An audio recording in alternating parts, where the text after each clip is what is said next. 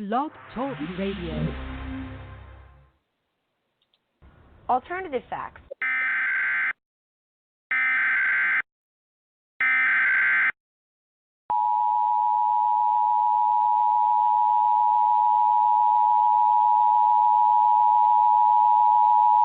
The following message is transmitted at the request of the United States government.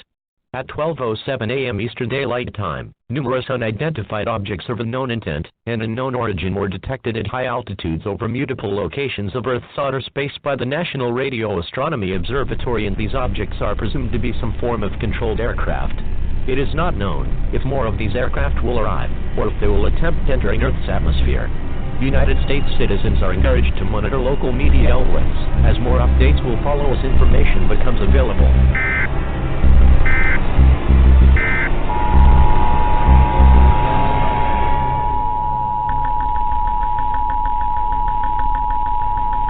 The following message is transmitted at the request of the United States government. Attacks by the undead have been reported in several states across the country. The dead are rising from their graves and are attacking the human race. At this time, it is expected that more attacks of this nature will occur in several other states in the next few hours.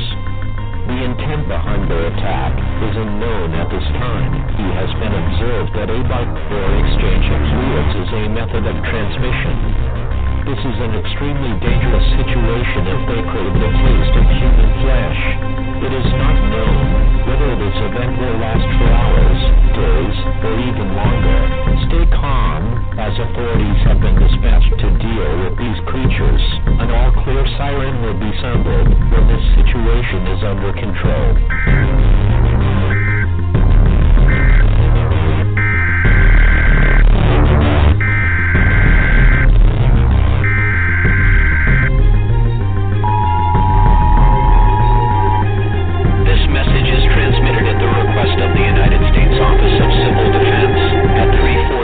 Pacific Standard Time, nor is detected a long-range nuclear missile launching. This missile is believed to be headed in the direction of all residents within a 400-mile radius of this area should seek a fallout shelter immediately.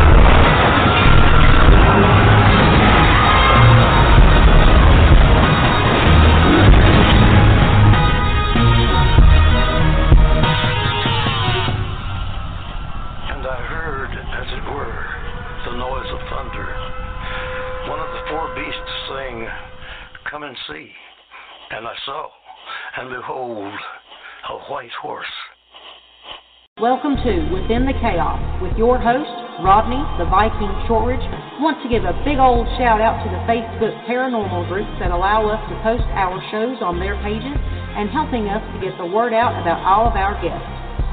If anyone would like to speak to Black Diamond Paranormal Society, BDPS, to discuss your paranormal questions or issues, go to our website at blackdiamondps.org or email blackdiamondps@yahoo.com. As always, our services are free.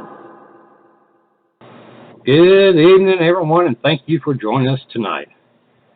You can listen in by calling 516-387-1922, or you can go to the Vibe Radio Network website at blogtalkradio.com/Vibe Radio Network. For deep within the heart of the Appalachian Mountains, I'd like to welcome everyone and thank you for listening to Within the Chaos. My name is Rodney Shortridge, and I'll be your host tonight. First off, I'd like to give a shout out to my cousins up in Ohio, Jennifer and Joe Shortridge of 222 Paranormal. If you get a chance, check out their talk show. You can find them on Facebook under 222 Paranormal. Have your devices just randomly stopped working? Are you having IT trouble? Not to worry, Mead's PC Repair Shop can help. We also offer IT support too, including website hosting. We are now also offering full event management services. To find out more, contact our friendly customer service team who will gladly help in any situation. Just call 276-880-8900, or if you prefer, you can stop by our shop at 1089 St. Clair Street, Oakwood, Virginia, 24631 by appointment only, or by visiting the website at meadspcshop.com for more information. Thank you.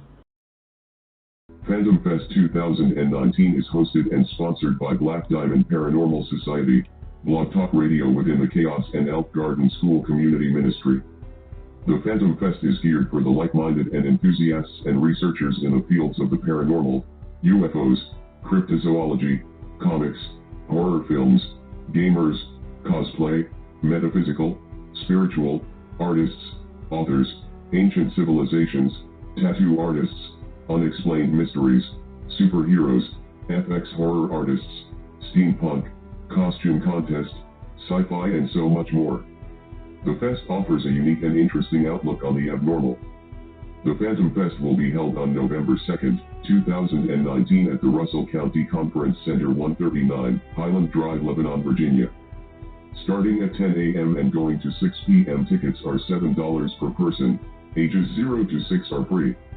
4 tickets can be reduced to $5 per person with 2 non-perishable food items, to be donated to the Elk Garden School Community Ministry to help families during the Thanksgiving season. Any non-perishable food donations will be happily received. Also, we will have a free costume contest for all ages. Guest speakers, returning this year, Bill and Chris Reap of Reap Investigations, Giant researcher Heather Arnold. New to this year's Phantom Fest guest speakers, Dave Spinks, Ron Whitehead, Jake Fife, Chad Zumwalt and Whitney Benson, Amy Green, Barry Gaunt, Cosplay Bridget Baker, CNC Paranormal Investigations, Dennis S. Block, Geo Origis Girls Heather Taylor and Micah Taylor, Haunted MD Donald Molnar, Lucky Bel Camino, Michelle Wagner, and Rebecca Smoot. Special appearances by Cosplay Bridget Baker, Martial Arts Christian Yaya Thompson and Token Nihilist Cosplay, Arthur Stump, Grace N. Lehman, Raphael Bertiz and the Whiteville Ghostbusters. Find us on Facebook Phantom Fest, www.facebook.com/PhantomFest. Our website, www.phantomfest.org. Our email, phantomfest1@yahoo.com. For more information, please contact Rodney Shortridge at 276-970-1456 or Josh Mead at 276-880-8900 extension 1259.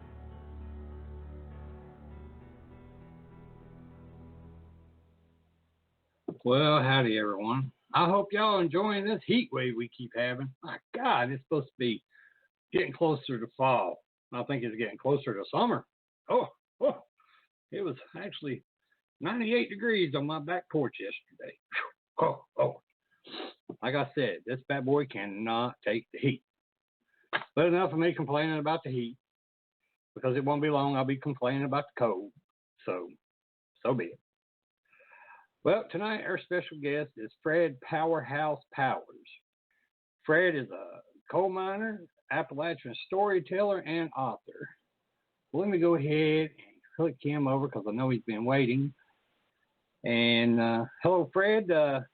It's an honor to have you on the show tonight. I hope you can hear me. Yes, sir. Well, it's my honor to be on the show, Rodney. I look forward to it, and I'm just ready to go whenever you are. Thank you, sir. Thank you. I enjoy having local people come on the show when I can get them on, and especially someone that's dear to my heart, especially when it comes to coal. And I was raised in coal, and I worked in coal when I first got out of school, so I know a little bit, but not as much as someone like you. So, first off, I want to talk about yourself in the coal before we get into your book and your storytelling. But just tell us about yourself and what got you into coal mining. Yes, sir. Well, I was born in Welch in McDowell County in southern West Virginia, and I grew up kind of in a coal camp there in the Keystone area, right above the mines on Burke Mountain. It's called Burke Mountain Coal Camp. I lived there to early elementary school with my mother, father, older half-brother, and my younger brother.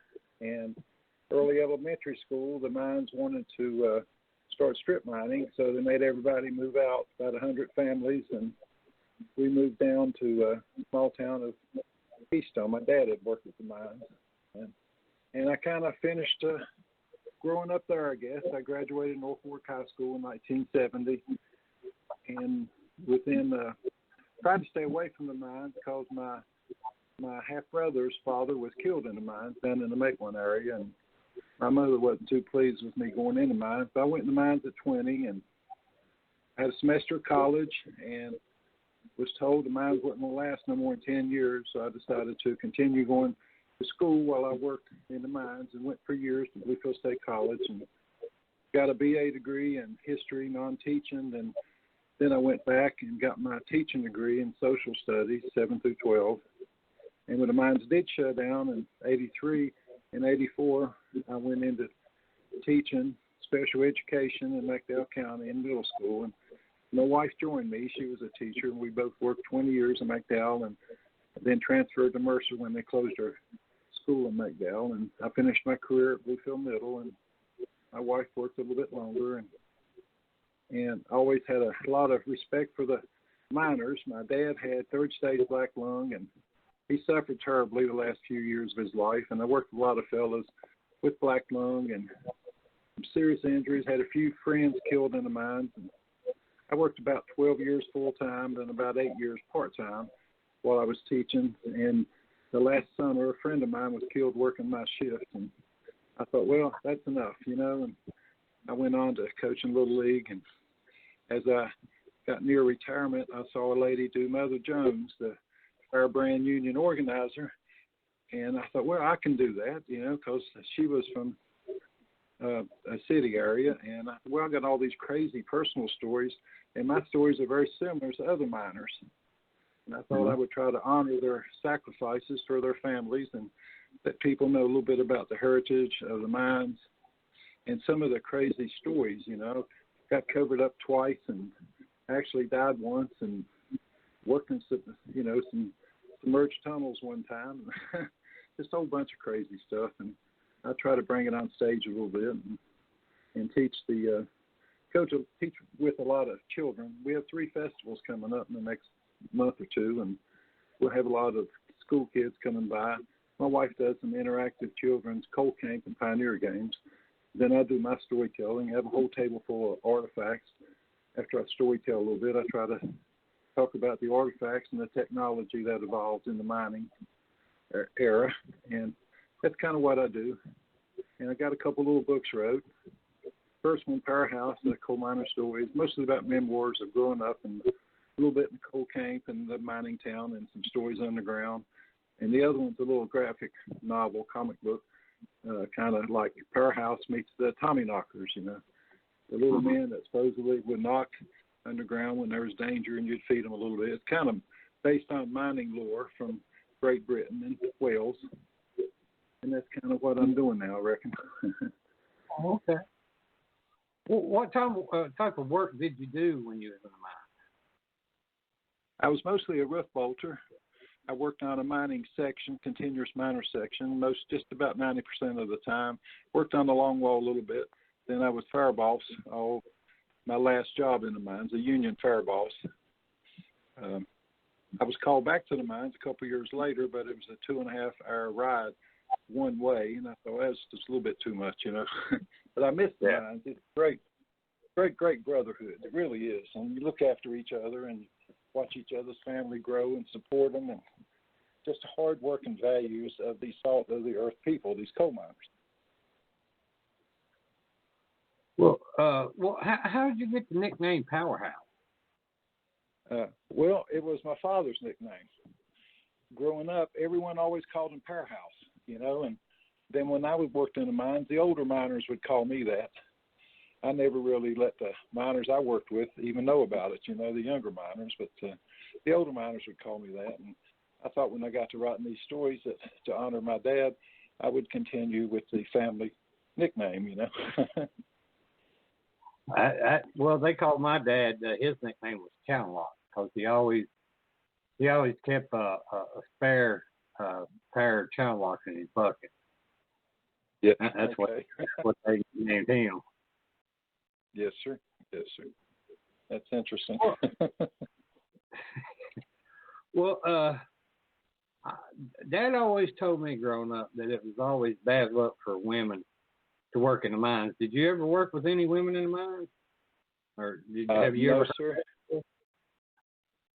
Well, I heard the tales about women being bad luck, and the mountain would fall in if everyone come underground. And I saw one woman underground. She was from the administrative office in Pittsburgh.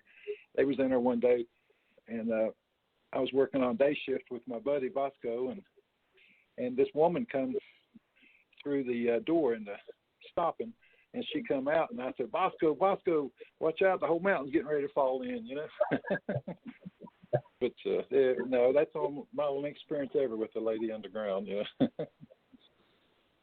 Now, my dad, he worked with a lot of people from McDowell County, because I'm originally from Buchanan County, and he worked for Beechers, Allen Creek Beechers coal mine. Yes, sir. I don't know if you ever heard of them. Well, I've heard of Allen Creek, and that's a big operation. And my two grandmothers were both born in Buchanan County, and one grandfather in Pike County, Kentucky, and the other one in Nash County, North Carolina. Yes, that's about. I'm from Central Appalachia too. That's for sure. Yeah. Well, what types of mines, did you work in, and can you explain to everyone the differences between, like a shaft mine, mountaintop removal, or strip mine? Yes, so I worked in it was oh goodness gracious, just a drift mouth. We went in and sort of went down at an angle the rails did, where they took in on man trips, and it had been working about 70 years. It was bituminous coal, number 3 thing, and it had been working so long that the sections that we worked at had about 15 different sections when I started, and about all the sections were 10 miles or more underground to get to. It took about 40 minutes to get to most of them. It's soft coal. It's some of the metallurgical coal, some of the best coal in the world for making coke for production of steel. And the prices have just gone up tremendously. There's anthracite coal, bituminous coal is the two biggies. Steam coal is in northern West Virginia and some of the other areas, which is used in the making of electricity. But mountaintop removals, where they come in and basically start blowing off the top of the mountains to get to the coal seam, and then they try to dump the fuel in valleys and stuff, and that sort of thing. I have a couple of good friends that work in the mountaintop removal, and they tell me a little bit about it, but I never worked on it myself. Just underground mining, and that's what I was familiar with. Okay. Well, for ones that don't know, what is coal and how is it formed? Coal is a form of carbon that's formed like 300 million years ago. The terrain was covered with swamps and these large trees and ferns, and as gradually the ocean waters moved away from our part of the country, all this was ferns and trees was gradually pushed underground and covered with dirt, and over millions of years, all this tons and tons of dirt and rock over both these ferns gradually evolved the plant material into seams of mineable coal that we use for different purposes now, the way I understand it. Well, while you've been in the mines, have you ever found any fossils of any, like, ferns or trees or animals? Oh, yes, sir. Ferns all the time, because I would take them to my kids, these little fossils, and they'd take them to schools when they did their show and tell days. And I saw one. I saw trees just fossilized across the whole top. You know, the tunnel's about 25 feet wide. I saw trees just going across the whole top. You know, as big as around the wash stubber. And I saw a snake one time that was, I think it was a snake fossilized because it had the scales, and it was huge too, kind of like a boa constrictor or something like that, larger. Oh, wow. That was my experience with fossils, yes, sir. Now, I can't remember what the term is called if a log is fossilized and it falls through the roof of the mine. What's that called? Is it a widowmaker or something else? Kettle bottom, because it looks like the bottom of a black kettle.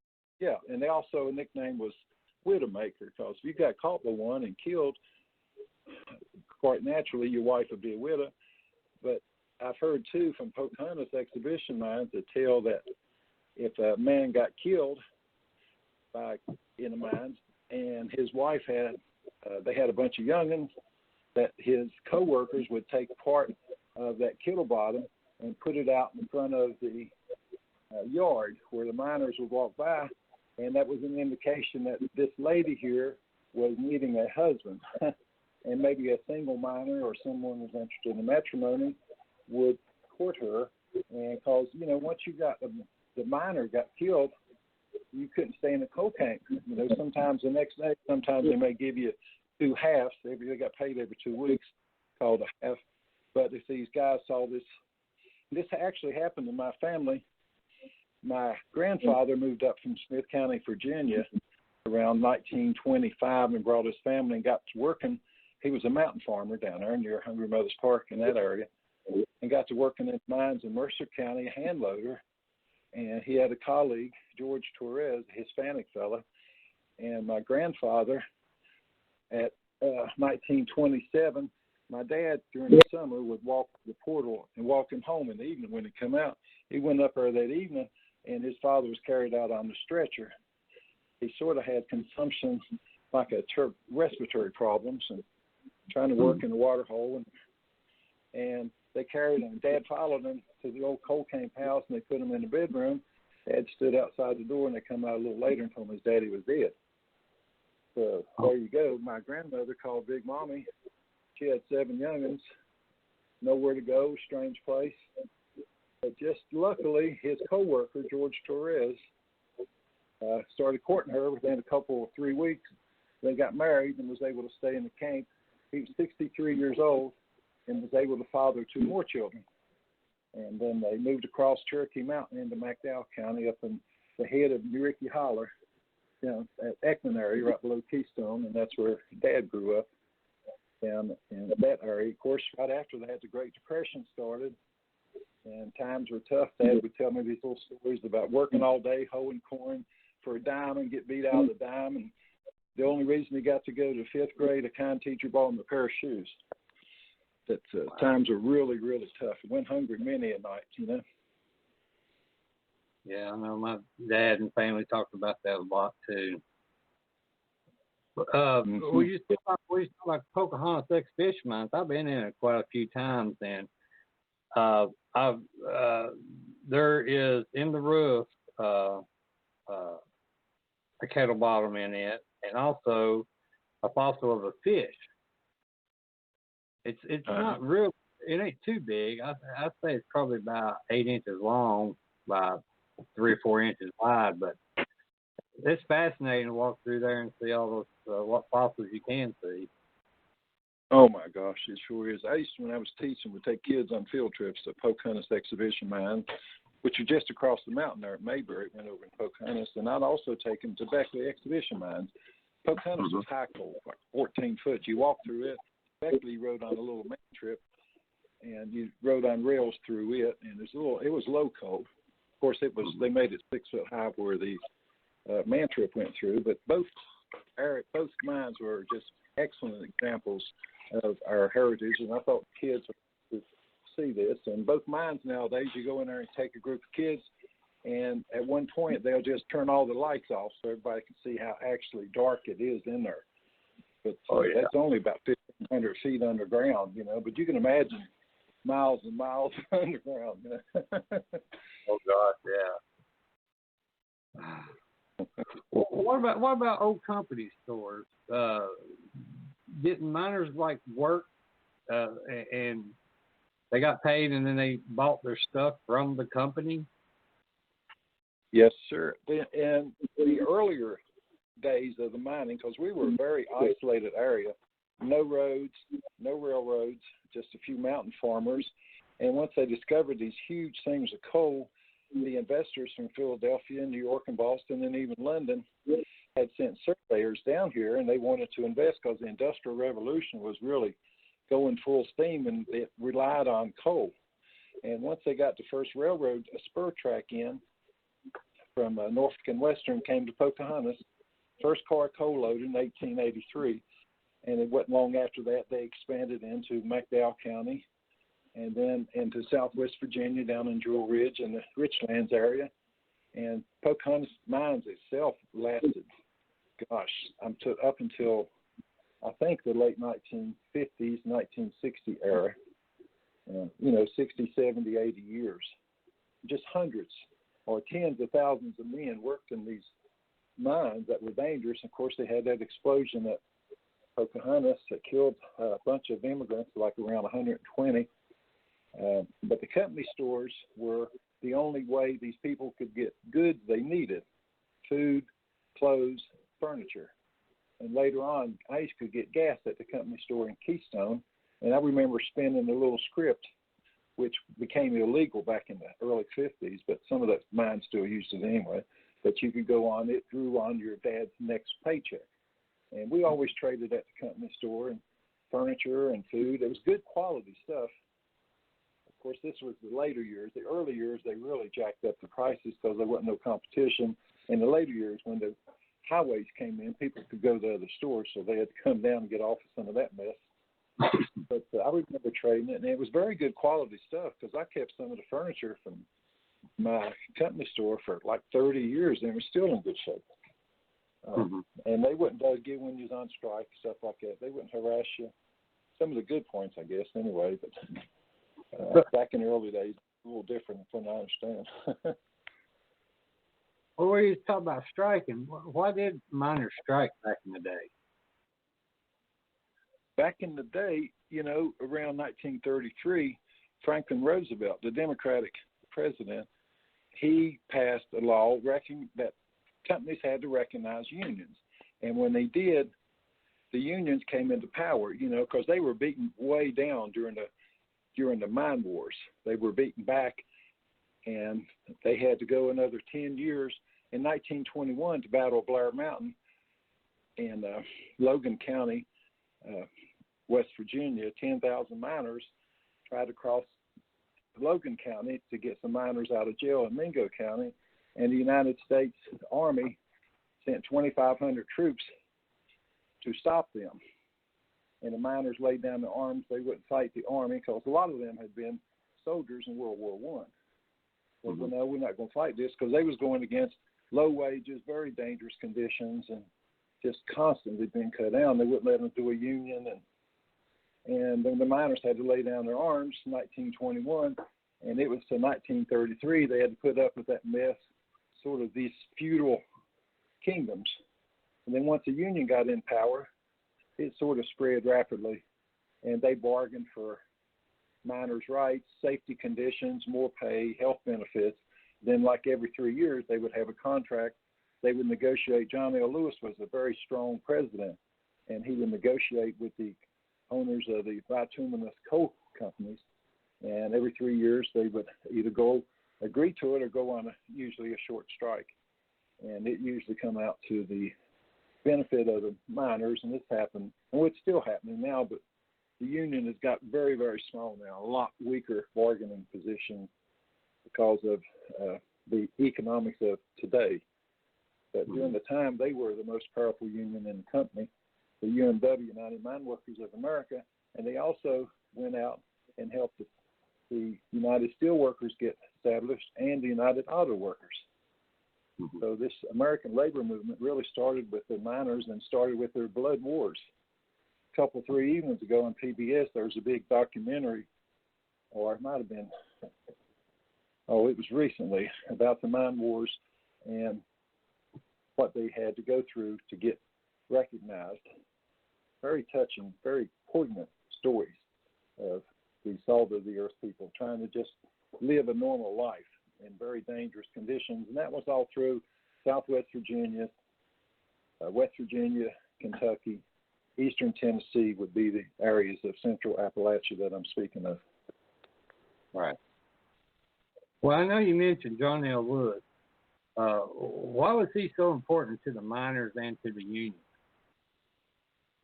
Well, he was the president, and he was the negotiators with these bituminous association of coal companies, and he was a very strong, demanding man, and he got a lot of benefits for the miners, and he would call a strike, a nationwide strike, and they would just, start shutting the country down economically until they got a few benefits out of him.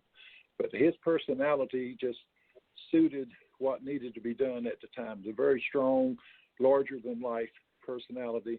He was president from 1920 to 1960, and I know my dad had a lot of respect for him. Put him up on, people had pictures usually of Jesus Christ in their homes, and then John L. Lewis. Then later on they put Jack Kennedy, President Kennedy sort of thing. They just respected these people and tried to honor them in the ways they could. Mm-hmm. Oh, yeah, I was way at my grandparents' house. John L. Lewis, I remember growing up. Dad always talked about how the Union was so powerful and strong. But in the 80s, when the mines were shutting down and stuff, he said that the Union was going to end up going the back of it's going to be broken. And yes. Yeah, and I think he was right. Now, what do you think about today with the Union and how politics and the coal corporations and the miners and all have? Do you feel like they have weakened the Union?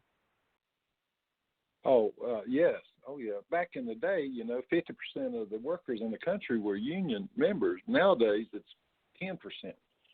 Mm-hmm. And the mines nowadays, they've come up with this in the last 5 years of these workers for these large mines, and the mines shut down, and they reopen in another name, and they don't have to pay benefits to the miners or health benefits or the retirement benefits. And it's been a horrible thing the last half a dozen years. And they've been to Congress trying to get them to, because President Truman in 1948, to get a contract with John L. Lewis, said that we will always have health and pension benefits for the miners. He promised the miners that as part of the when the contract was negotiated in 1948. And the UMW is trying to get them to live up to the contract in Congress. And a couple of years ago, they got the Congress to continue with some of the miners' health benefits, because they was losing them, and they had all this black lung and all these terrible diseases. And then the pensions are going away now, the miners, and they're trying to get the Congress to help a little bit with that, but they run into a brick wall on that one. But it's not a good thing. They're getting away from the unions, and I think within half a generation, if they do continue to weaken the unions, they can start seeing cutbacks on the benefits and their weekends and the hours and their health benefits, because the unions was adamant about providing good wages and good benefits to the miners, and it's going away from that, and some of the other industries too. If they keep getting away from it, it's going to, in my opinion, get weaker and weaker for the average common blue collar worker, Mm-hmm. Well, see, I know some young guys are coal miners, and they don't care about the union. They don't care about their health benefits. The only thing they care about is making that big paycheck. And I've tried to explain to them, my 50 years of watching people in my family working in mines and family members and friends and so forth. You just can't get it through their head. What would you tell some young coal miner right now that just doesn't care about the union or his health care or anything like that? Oh gosh, I would encourage him to look at his situation very seriously and down the road for his family, and the union would be, to their best benefit if he could get some kind of union job and stay with it, because he would be in a much stronger position for himself and his family as his family grew up. But I would just encourage him. I mean, they're just companies, they pay a little bit more, non-union, pay a little bit more, and sometimes they don't too. I know one guy I ran into on a strip job one time. He was doing some work around it, and he made $50 down in the down in Virginia area there somewhere. He made $50 running the scoop, no benefits. He done had that for 10 years, and it was just going to continue like that, maybe the rest of his days, But you start out at 20 and 25, 30, and as you get older, man, you got to really look for the benefits of your family and quit doing this crazy stuff of making overtime and blowing all this big money. You need to sit down and rationalize a little bit what really needs to be done for your family, and the union is really the best thing you can get, and because they get the best benefits for the workers, in my opinion. I would just continue to encourage them. It's about all you can do, Oh, I know, and I've tried to even explain to them that the mining industry goes up and down, up and down. You might have a job today, but tomorrow you might not. You just don't know. You just don't know. That's right. You can't get in their head. They're stubborn. That's very true. Nowadays in Kentucky, there's not any union mines at all. They've all gone away. Oh, really? I didn't know that. Yes, sir. I heard that within the last year. There's no union mines left in the state of Kentucky at all. And yes, sir. That's good. Yes, I think it is too. And of course, the mine, like you say, it's up and down and up and down. It's come back a little bit here in the last half dozen years, or last 3 or 4 years, and who knows what it's going to do because natural gas is kicking in. But what I understand, natural gas has got some problems coming down the road, and coal will always be a substantial part of the American electrical system. And the steam mines that provide electricity, coal for the electricity making, is going to always be there around 25% of the American electrical market. And natural gas has surpassed coal now, but natural gas has got their own problems with this fracking they're doing up in western Pennsylvania, northern West Virginia, and eastern Ohio. They're getting a lot of production there, but there's a lot of economic, environmental issues with that too, and that could give them a lot of problems and jack their costs up too. And then you got the windmills and the solar energy. Those are coming along slowly. They're making a little bit more progress now, but they've been heavily subsidized. But they're still doing better, and the technology is getting better. And of course, they got the technology to clean the coal even better too, but it costs more to provide these preparation plants, coal mining preparation plants, with all the scrubbers and stuff needed.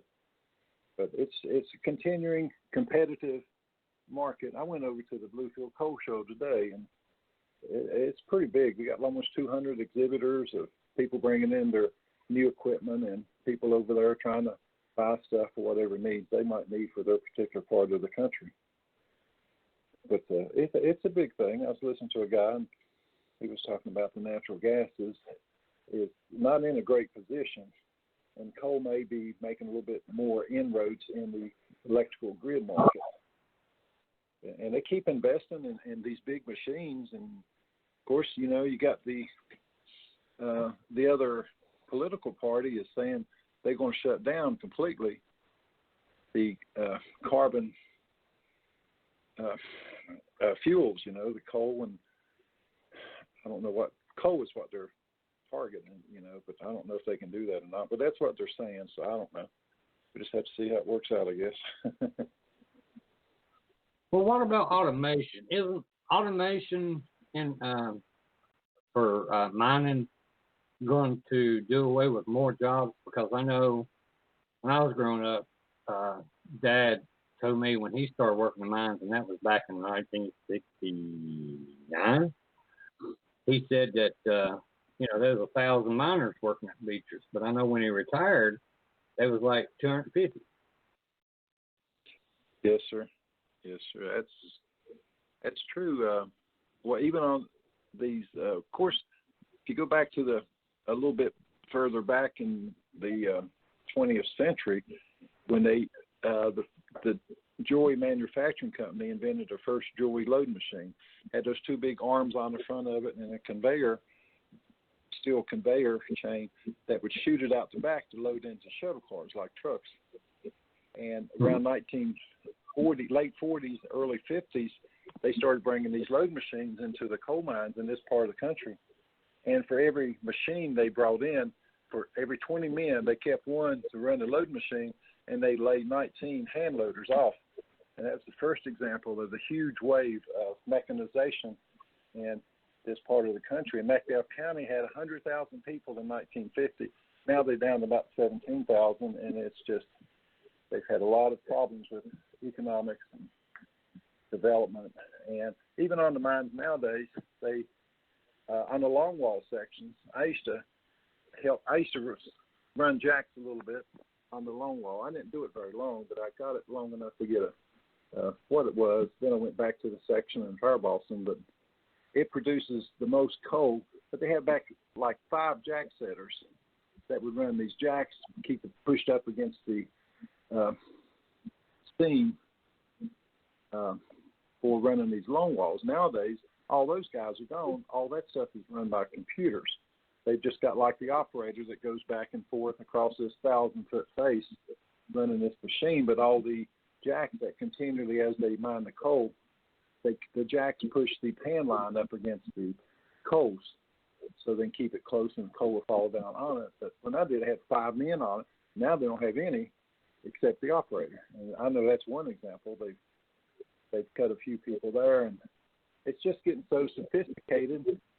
When those men died, the technology, but another good example is, well, it's not good because it had to come from people dying. In Sago, about 15 years ago, those 12 men were trapped in there and being asphyxiated, and they didn't know where they were. They was wanting to bury down from the top 300 feet, come down to them and get them out like they did up in Q Creek, Pennsylvania a few years ago, but they didn't know where they was at. And then 12 of them died, and one of them they got to just as he almost died, but he had a lot of serious health problems after that. But since then, they put this little tracking governor.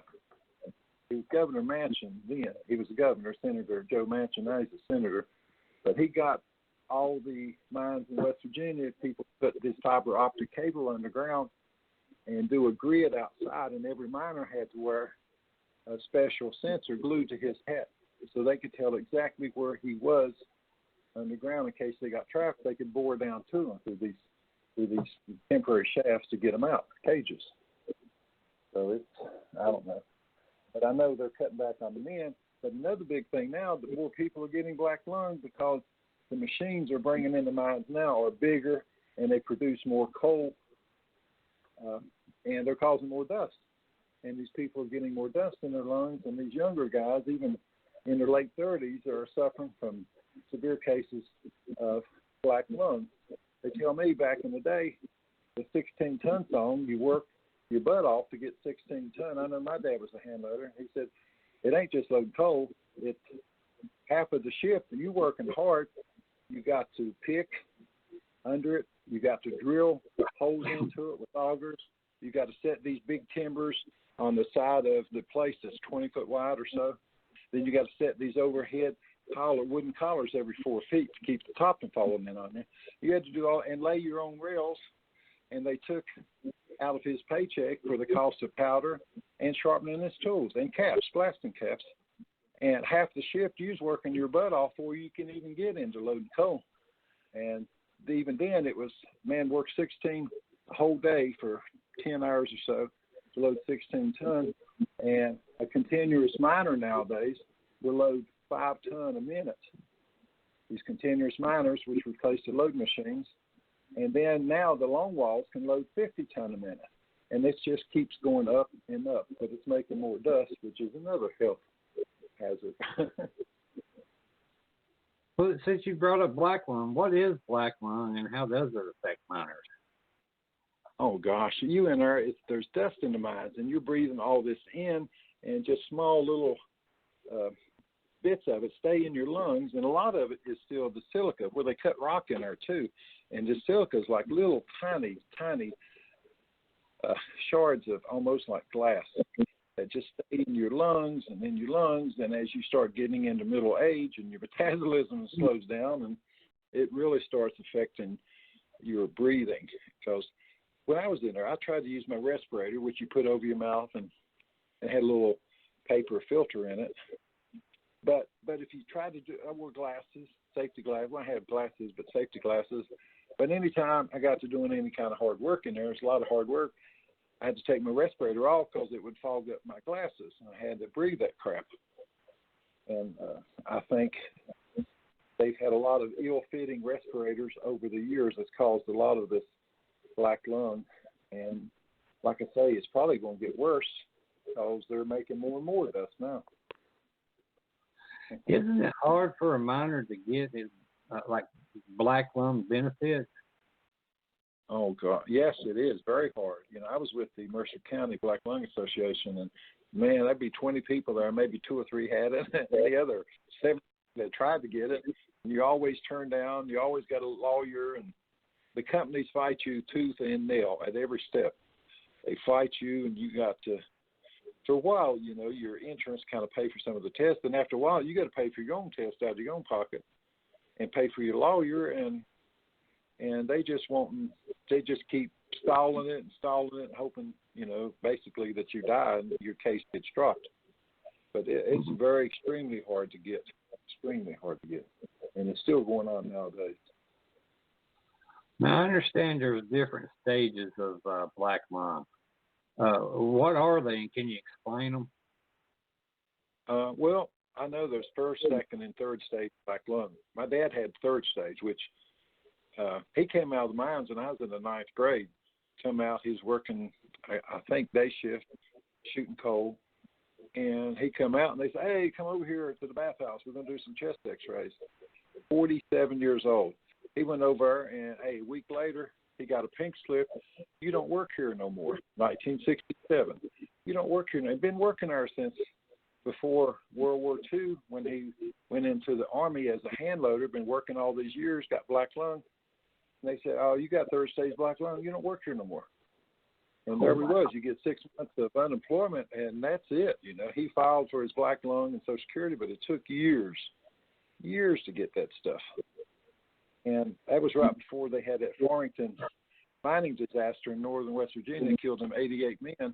And once that happened in 1968, the federal government got to looking a little bit closer at these dangerous mining conditions, and they started enacting this black lung thing where people could apply for black lung around 1969, 1970. And gradually a few miners got those. A few got it at the beginning. Now it's gotten harder and harder to get. But when Dad got laid off, this wasn't in effect. So none of that was in effect. You know, but nowadays they have a few little protections, but it's still a very dangerous world down there. And these are, you know, I just have so much respect for these miners and their families. They struggle in these hard scrabbled existences. And, you know, 100 years ago, they working with mules and augers and very, very poor safety conditions. And they kept it going. They kept the family going. They raised large families and all very good values, hard work. You know, that's all they knew was hard work. And it kept them going on. And, of course, a lot of them had large families, and the kids would get into working. Of course, kind of like on the farms. We had to have, you produced your own labor, I guess. Yeah. It's a very dangerous world, yeah. Yeah, I know. My dad, he passed away. He was 46 years old, and he passed away in 92. And my mom sent me and my uncle down to Island Creek to get some kind of, you know, to file his papers for some type of for his union dues, something about his death. And I didn't understand it. I just went with my uncle. And that guy sitting across the desk with that town, he looked, he's like, well, we don't have a file on your dad. He says, we don't have a Vernon shortage that ever worked here. I reached across that desk and grabbed him by the tie and yanked him across that desk. I said, you better be looking again. I know my dad worked here 21 years, and you all ain't cheating my mama out nothing. And next thing state troopers were pulled up. I didn't care. You know, that's all I heard all my life. I've seen so many people, and like I said, in my family, friends that have been cheated by coal companies that I don't even, you know, when I worked there for just a year, I just did it. Dad didn't want me to, but I did it because I was just wanting some money so I could, start doing some training or college or something different. And I think I broke his heart just because of the fact that I did it for a year. But he understood, but he told me, he said, don't ever trust the coal company. That was one of his big things. Yes, sir. The mines right now, the young miner, red hat, right out of high school, you can go in and make $200 a day in full benefits. I mean, that's compared to making, $8 with no benefits. I mean, that's huge. Who wouldn't want to do that? And do good with their family. I know I did. I was fortunate to get on at 20. I had 2 or 3 jobs at minimum wage, which was $1 an hour back then. And I got married, and I said, man, I remember them good days when Dad worked in the mines and had good money. Every now and then they'd have a 3-week payday or a short strike. But a lot of these big, larger companies would work, 40, 50, 60, 70 years. And the whole company would stay intact, but they don't do it anymore. Just a few years, and they shut down, and somebody else buys them out, and another mine opens up. But it's a very secure job for a lot of people for a long time until the mechanization come in, and they laid off a lot of hand loaders. But the ones that were still there still had good careers ahead of them, but faced, the guy told me when I got married at 20, he yelled at me and said, boy, let me give you some advice about the coal mines. If the top don't get you, the black dust will, Yeah. And it almost got me. It almost got my dad, the black lung. And he told me 2 or 3 times he almost got killed in roof falls. And I had a couple of roof falls. I just miraculously escaped, and I got in some poison air and died. And a buddy brought me back. It's just shot out on the picket one time when they was wildcat striking. I just happened to just dumbed into it, and they were striking with guns and all that stuff. I had a shotgun stuck in my face. Dang. This normal stuff, Yeah. Well, what are your thoughts on climate change? Do you think burning coal has had anything to do with maybe putting so much carbon monoxide in the atmosphere? Well, I'm sure it's done its share of harm, and the preparation plants are doing a lot better now than what they've ever done, but they do some damage to the ozone layer. I don't think anybody could deny that, but they're doing better. Technology is getting better, and this country, it's not nothing compared to what they're doing over there in China, in India, because they have no regulations to speak of, hardly at all. I know one fellow they went over, I was speaking to this summer, and did a little vacation there in China, and they said it was so bad, the smog in the cities caused by the coal burning, and no regulations, that you couldn't hardly even breathe. People wore these masks around. They said it was horrible. You couldn't hardly see the sunlight for the dust. That goes to, when you start getting extreme conditions like that, it's going to affect people's health. This country, they got a lot of laws and regulations which have toned it down the best they can, and they're still trying to get it better and better because technology is getting better, but still it causes some damage. I don't think there's any question about that.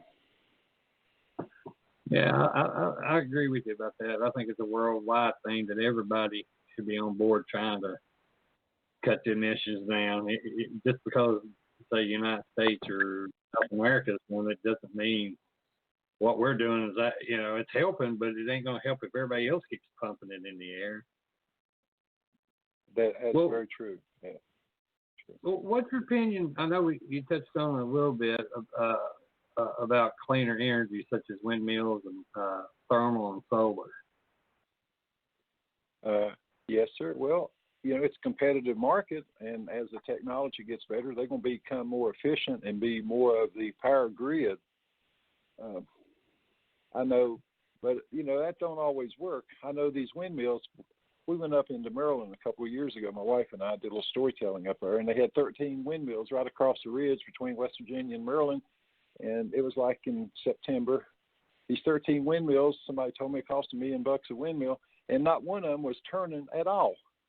And I said, well, darn, I don't think that's a very reliable source of energy.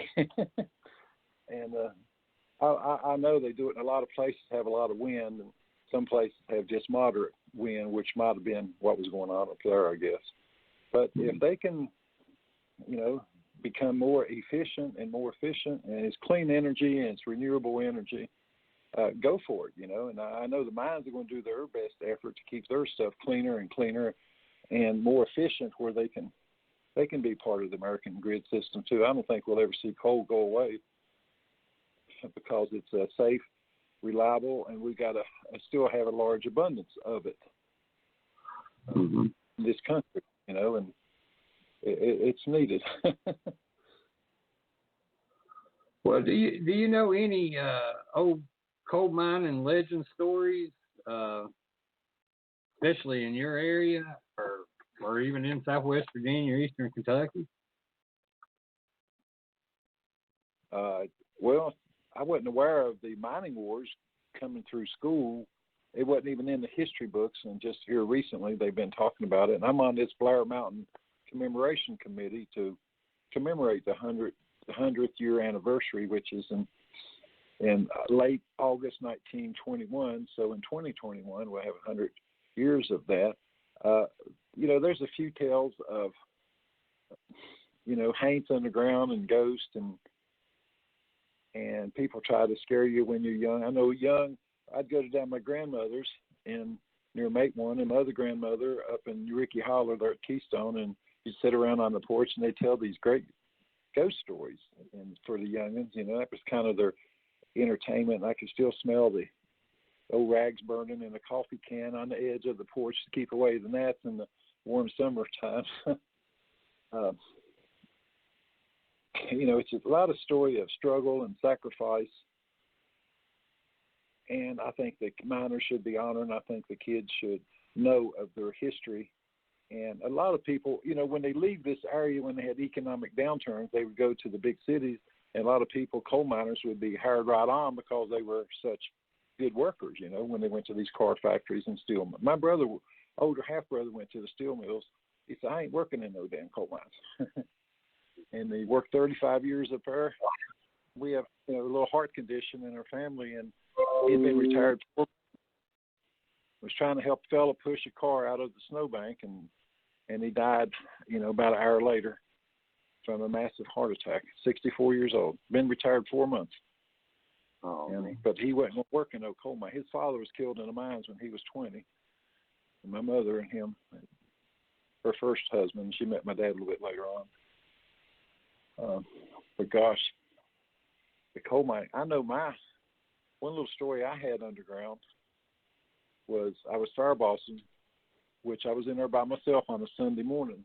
I got the opportunity to fireboss, which was double time, and I went to this, the only one at the mines was the dispatcher, which he could be outside because normally they were underground, but it was just me, so he could sit outside and we had this loudspeaker. And the mine foreman told me, he said, you go work and you can, fireboss the mines. You can just do a light duty fireboss just at major points, but you need to go to one hour shaft because they had some men going to work on day shift a little bit later on. The mine's got to be pre-shifted, which is what a fireboss does, checks for methane readings and air readings and any serious dangerous conditions they may run into, and he puts it on a fireboss report. And their boss that goes with them later on has to look at the report and sign off on it. But I was in there. I've done my main line checks, which I had to do, which I done all those about 4 o'clock in the morning. But I had to go to this air shaft. They had 5 air shafts in this mine, It was so big. It was larger than around the city of Charleston, but they had mines in Southwest Virginia the same way. And I was at the furthest point of this air shaft. I hadn't been fireballing too long. And I went up through there, and I don't know, maybe a half a mile, then high coal. Then I had to go through about 3 football fields, about 30-inch coal, and I got down on my knees, and it was me walking up through there, and something smacked me on the side of my face, and I didn't know what it was, and I looked around, and I go a little bit further, and something bumps me again from the other side, and I look, don't see nothing. And I'm crawling up in there on my knees, about 30 inches high, and I get a little bit closer up toward, I could hear the air shaft. It makes noise. And I got up through there a little bit, and then I heard a noise up there, and I just stopped. And my blood ran cold, and every hair of my body stood straight up. And I took my light, and I looked to the left side, nothing. I looked to the right side, nothing. And I looked straight ahead, and I saw what appeared to be the red eyes of the devil. And on it, opened its mouth, saliva dripping off its fangs a little bit. And here it come right straight at me, started beating its wings and coming right at me. It was the biggest bat I'd ever seen in the mine. And it had this little bit of white stuff on its mouth, indicating it had the rabies, because bats were bad to get the rabies. And coming right at me, because I crossed right into his territory. And man, what am I going to do? I want to run, but you can't run in low coal, and I want to holler for somebody to help me. The closest man was 10, 14 miles outside, so you got to defend yourself, because you don't want to be bit by no bat, because you might be dead before somebody finds you. And he come at me, and I swatted at him, and I couldn't hit him, because that bat echo location they got, like some radar. And then he backed up. He didn't get me, and I didn't get him. He backed up, was hovering, looking at me, and I'm looking at him. And I come up for something, and I threw my neck up in the air. Come get me, Mr. Bat. And all of a sudden, he comes straight about to get me, and about 2 arm lengths away, I saw this little stick on the side, pretty good sized stick, laying beside of me, and I put my hand on it, and I grabbed it. And when he got real close, 2 arm lengths away, I scooped up some coal dust from my left hand and threw it up in the air, confused him for a second. Then I hit him with that wood, and wham, knocked him down on the ground. There he was, graveyard dead, One of my crazy experiences. True story, though. Wow. I know Dad told me there was this guy, he's actually from down your neck of the woods. He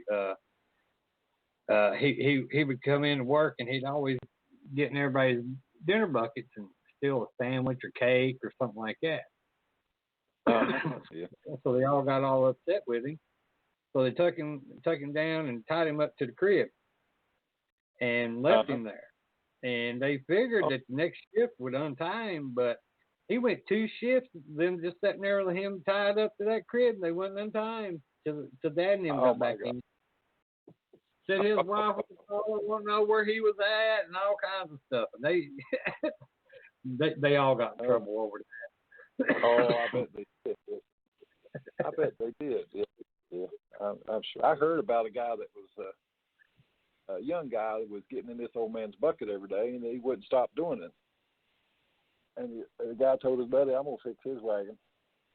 And he come and had a snake in his bucket, and this guy get something out of that snake, reached out and bit him. And but in the end of the story, the man was okay. He had to go out, but the guy that did it got fired. God. He sure did, People will do that, and I worked, when I was a red hat, because you got to wear a red hat for 6 months, came up in about 1970, about that new rule. But at the end of near the end of my 6 months, I was working evening shifts, and I told my buddy, well, look at that day shift. The old man shift, there's not a first red hat on that shift. They're all on evening shift and hoot out. I'm going to come out in a day or two and work on the day, see if they let me double over. So I did that. About 2 days later, I come out like 6 o'clock in the morning and stood around. The bank boss, the mine foreman, he said, what can you do? I told him, well, I can run a buggy, or I can be a timberman, which is what I mostly did. And he said, well, we need a buggy man on another section in the mines, and I hadn't hardly been off my section. It's a little small continuous mining section, about 4 foot high. So I went up there, and it was 10 foot high. I said, oh, sweet Jesus, this is nice. And I got over to my buggy. You got 2 buggies on the section. You alternate taking turns getting coal from the miner or the load machine. You put it on the belt line. So I just got on my buggy. We didn't have any canopies then.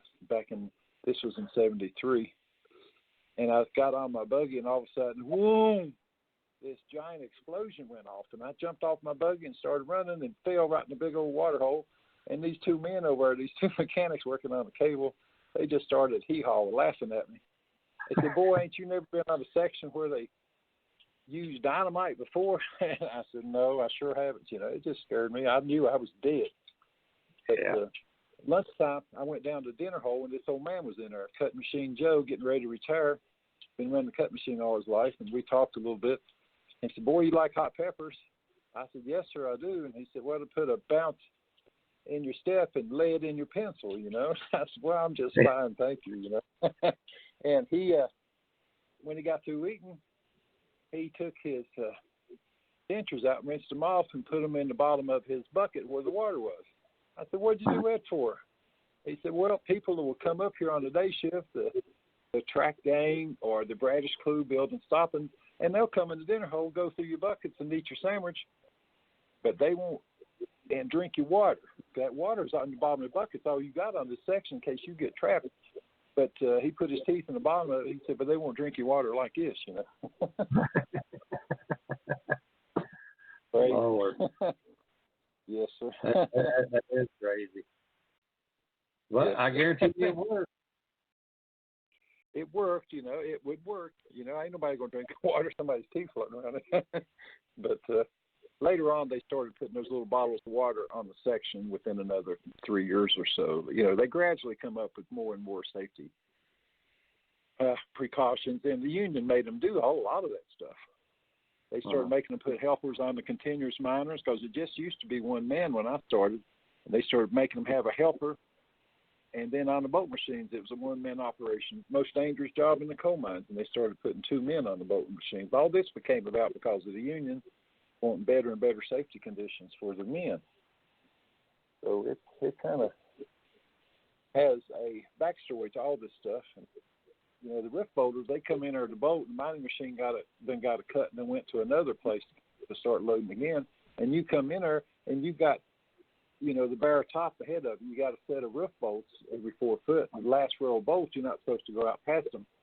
But a roof bolter comes in and puts a couple of safety jacks metal out in front of you and does his gas test and air test, and then commences the bolting. But a lot of times these guys have to get out past his bolts a little bit to set these safety jacks, and that unsupported top will wham, will come right down on you, and you get killed or hurt. That's why they get top dollar. And that's mostly what I did, the rift bolting, because it paid top dollar, Yeah. And I liked the job myself. You just done your work, and the boss really didn't mess with you as long as you was doing your work. But it's still a very dangerous job. And a lot of times the dust from where the miner's working in the next place, that dust will come over to where you're at. And you have to sort of just deal with it the best you can, wear your respirator if you can, and that sort of thing. But still very dangerous conditions. And even now, the mining machines are getting bigger and bigger, so more and more dust is going through the section.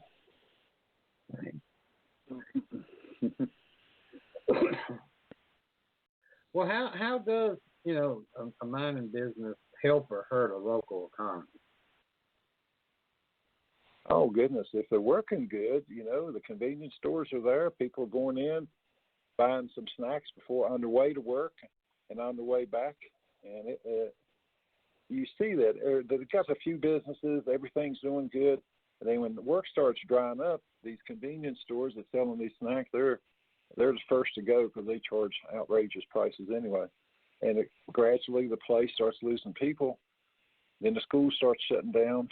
Oh my God, it's horrible. That's the worst thing in the world when the jobs leave an area and the area just sort of settles down to just subsistence living. But when times are good, there in McDowell County and the little towns I grew up in at Keystone, you had to park at the edge of town to go shopping. There were so many people in town. All the storefronts were busy, same as Norfolk, same as Welch. You got to park on the edge of town and walk into town. In Bluefield, we used to park at the bus station. My dad owed a little debt at Montgomery Wards. We couldn't get any place closer than the bus station. Have to walk, half a mile up them hills to get up to the place when times were good back in I don't know, when I got out of school in the late 60s, times were good. Nowadays, shoot, all the storefronts are empty. There's no convenience stores, and they don't even have a red light in the county anymore in McDowell. And like I said, it used to be 100,000 people, 5 white high schools, 5 black high schools before they integrated in 65, 66. And it's just a different world, you know. People want jobs. Jobs are so important. And policies to create and promote these jobs. And, you know, Southwest Virginia's took a huge hit. So had Southern West Virginia and Eastern Kentucky. And they depended on coal so much. Down in Eastern Tennessee, they had some mining. It wasn't near as big as in Virginia there, but they got now all this tourism and real good roads. And roads, you know, it's the countryside is just small rolling hills compared to what we got. And they've got these other industries. They've been able to survive and even prosper now with this, the Smokies and Bristol area. I mean, it's just really doing good. But you go down in Southwest Virginia, down around Appalachian places, Big Stone Gap, you can see these former coal camps. I mean, they were really good at one time, but they're on really hard times. Same as McDowell County in West Virginia. It just breaks your heart, you know. Good people, good, hard-working people. And a lot of them are just bent over with, you know, rheumatism and stuff, working in these old mines with water in them and just trying to struggle to breathe. And it's just a heart-rending situation, you know? Yeah, I know. You know, Pocahontas, Virginia is another good example of that. What breaks my heart, like you said, is these hard-working people that were here for so long, and now they're up in age, and they're seeing the kids either move away, which they hope they do, or they're into drugs. Drugs are real bad in their area because we just don't have no good paying jobs. That's one of my biggest arguments with a lot of people around here. You know, they're like, well, there's jobs. Yeah, but there's no jobs that you can actually, you know, support a family with. And they're like, well, don't have a family. I'm like, well, that's not really giving these people an option. You know, you want to keep people here, but there's nothing here to keep them. And I hate it. It's a big argument, and I don't get why, like McDowell County, Buchanan County, Smith County, and Pikeville, they didn't diversify. You know, not just having the mining industry and all the jobs that come along with it, but they could have brought other things in at that time. Yes, sir, they sure could. I think a lot of it goes to the people that were in politics didn't really look ahead and have any vision. They just lived in the moment, and a lot of them were, you know, took little bribes to look the other way for things, and no other industry come in. And, man, we're feeling the effects of it now big time. I mean, there's just not much here other than that. And if you're not close to a big highway, there's a few businesses there. That's the only thing keeping Bluefield going is, you know, the highway areas. Mm-hmm. You got a local college close. Blacksburg area is doing really good, but as you get away from the big highways, boy, and economical downturn, as really people are suffering. And these drugs are just horrible.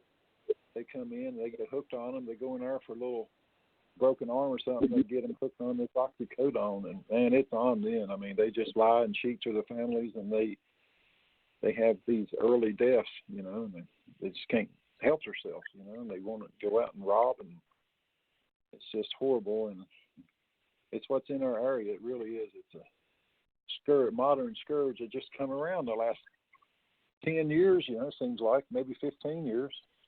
But, man, it's took a wallop in all these counties around us. Mm. And see, up here at Tazewell, they built, where I live now, they built the Bluestone Industrial Park. And it's been sitting empty for the past 7-8 months, 7 or 8 years since they built it. They haven't had not one business come into it. They've had a few that's come and look, but where I live right off 460, it's still too far away from the interstate. and they want coal mining businesses in the industrial park. I've heard that Google and wanted to put a call center there. That'd been 500 good paying jobs. That'd been a lot better than $8.75 an hour. But yes, sir. If the county politicians are willing to spend your money and then shut down schools, they've shut down 3 or 4 schools up here because the county's running out of money. Yeah, but you can't money, people are leaving. I don't understand. That's a beautiful park there. I mean, absolutely beautiful, and it's just a little ways from the interstate, not too far, but I guess far enough. I don't know why people are not going in there, because that's a beautiful part of the country. Southwest Virginia is just gorgeous. Yeah, it is. And I'm like you. I don't understand why they're not coming in here. There's got to be a reason, whether it's too far from the interstate or the county. It's got to do something. It's got to be money, location. I've even heard that they've had businesses come in and look, and they're like, "Well, what do we do when we're off work here? You ain't got nothing." That's very true. Yeah. So even if they were getting jobs up there, they'd be going probably to Bristol or Smoky Mountains or something, spending their money, not spending it here. So I don't know.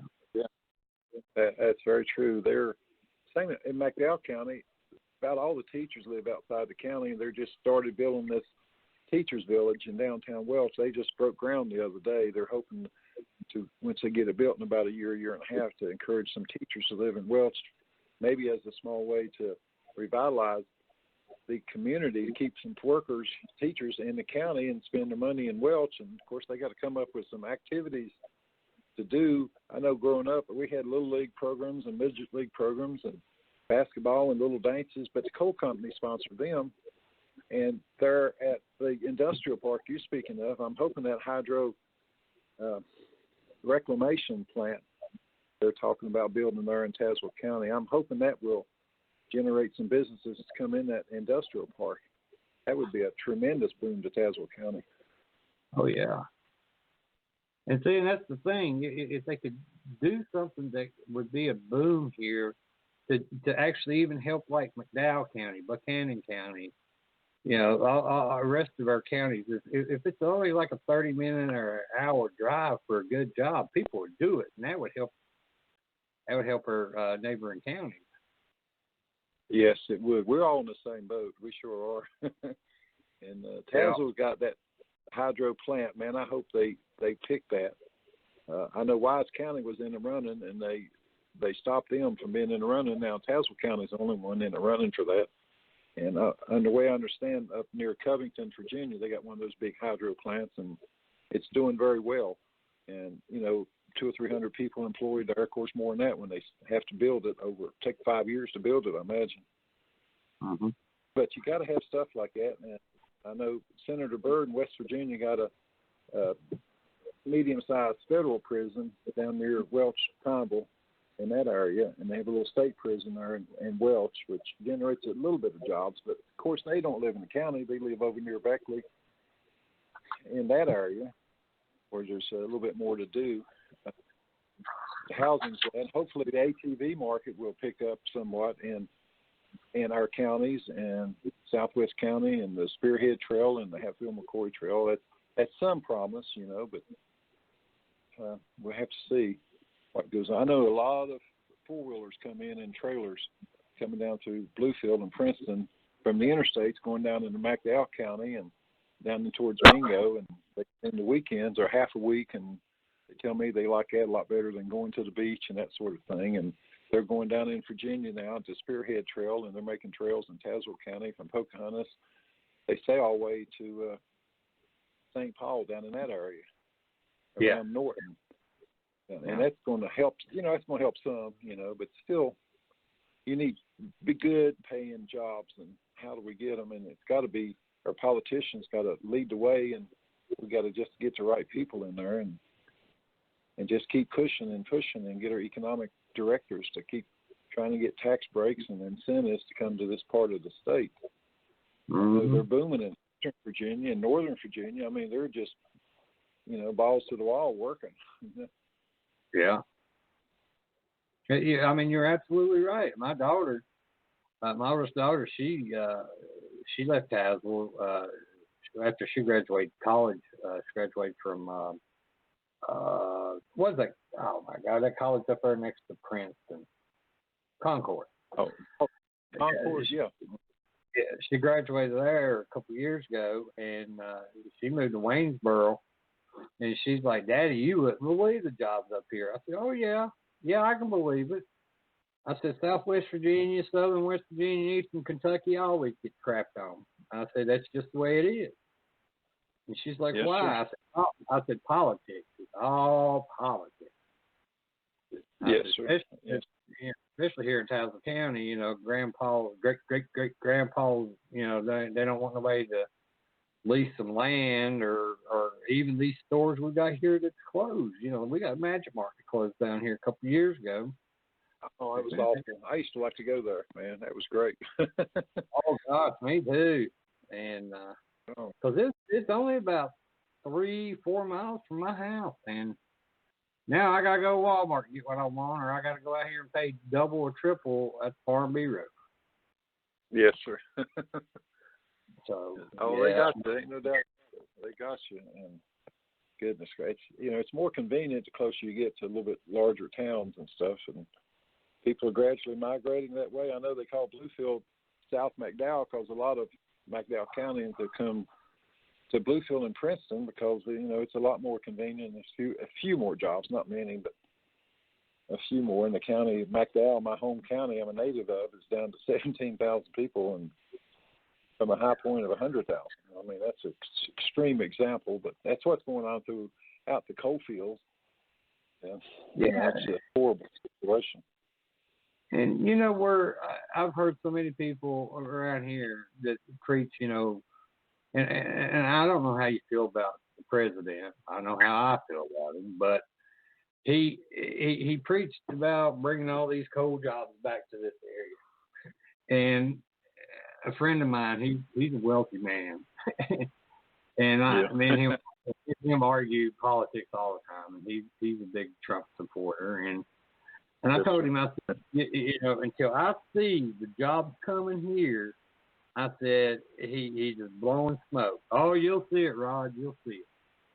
And I told him there. I said, well, it's been almost 4 years. I said, I ain't seen nothing yet. And, he started talking about all these other jobs. They're not living wage jobs. And I said, these people, they got to work 2 or 3 jobs just to make it. Yes, and he's like, well, that's life here. I said, well, no, it's not fair when you can go to Roanoke, Blacksburg, and make double or almost double and actually have a living wage when you can't here. So he's just like, well, you just don't like him. I said, no, I don't like him, but if you're going to say you're going to do something for our area, especially places like Southwest Virginia, Southern West Virginia, that's all people have here is hope. And if you don't keep your promise, then they're just going to turn their back on you 100%. I mean, I don't know how you feel about that. Well, there's been a small uptick in jobs, but nothing to write home about, and it's still marginal jobs. They could go any time. I know they just had another layoff and closed another prep plant down here near Pineville on the Wyoming County side, and it just looks like it's stagnated. What little uptick they had is stagnated, and it could go south at any time. But of course he's up there. I know he's PRing about helping the miners, and a lot of miners support him, but I know the UMW president doesn't support Trump. Right. And he said he's helped very little, but I don't know. I just look at it, and I tried to watch some of that Democratic debates tonight to see which one of those people. Try to keep an open mind about things, and just have to wait to see the election to see who does something. And I know coal's on the chopping block. Yeah, well, I think they talk a big game about cutting coal, the Democrats, because like you said, you're never going to be able to get rid of coal 100%. You might get it down, but it because of steel and because of electricity, it's never going to go away. Never. It just will be competing with gas and solar and all that eventually. Yes, well, sir. I think it will always be part of the grid a little bit. Yes, sir. Well, I'll change. We'll change gears here a little bit. When did you decide to become a storyteller in the office? It was like 2005. The year before, I was taking a little summer class at Concord. I was teaching school at Bluefield Middle, and this lady come in, and she did Mother Jones, and she did such a dynamic presentation of Mother Jones, and it really impressed me about going to this Firebrand Union organizer back 100 years ago. And I thought, man, I can do that. I got all these crazy stories because this lady was from Cleveland, you know. She had no direct relatives or nothing like that, and she's made a nice career of doing theatrical performances of a lot of different, of course, she was an actress of different historical people of significance. Man, I can do that. I'd like to. Then the next year, I brought a lady federal mine inspector to Bluefield Middle, which I'd had her the 2 or 3 years before at Switchback Elementary, and she would come in, and I wanted her to talk about ATV safety because some of the kids at Switchback were a 6-year-old got killed riding an ATV, and they wasn't wearing helmets and just acting crazy. And I got her to come and speak to the audience, and she would talk about wearing their helmets always. Wear their helmets and stay out of these abandoned coal mines because they're so dangerous. And that next year, I got her to come to Bluefield Middle, and we was talking. She did one presentation to 200 kids, and for one class, we had 2 more classes coming after lunch, and we ate lunch. And she was talking, asking me a little bit about my history, and I was telling her some of these crazy stories. And we go back in there, and she hands the mic to me and says, "Here, you need to tell some of them crazy stories you told me." And I got to talking, and 200 kids up on the bleachers, they were just quiet as you couldn't hear a pin drop. Wow.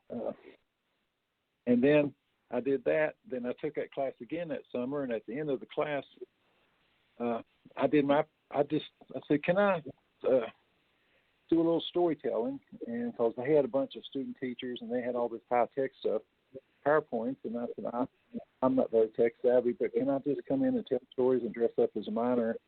And so I did. They let me crawl in, had the lights turned out in this room with 80 people in there, and I crawled in and stood up and started talking to my dead buddy over in the corner, then started telling a few tales and got a nice standing ovation.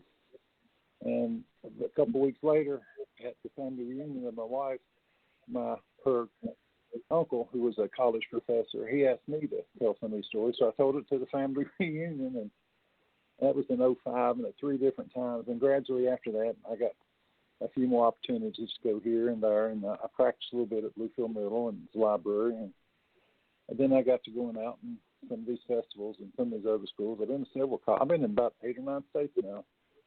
Oh, wow. Things. And we got 3 festivals coming up here in the next month. I get to do it. My wife and I are going to be doing a 3-day workshop at Fairmont State for these school children. And she does interactive children's pioneer coal camp games. And we're going to be doing that for 3 days.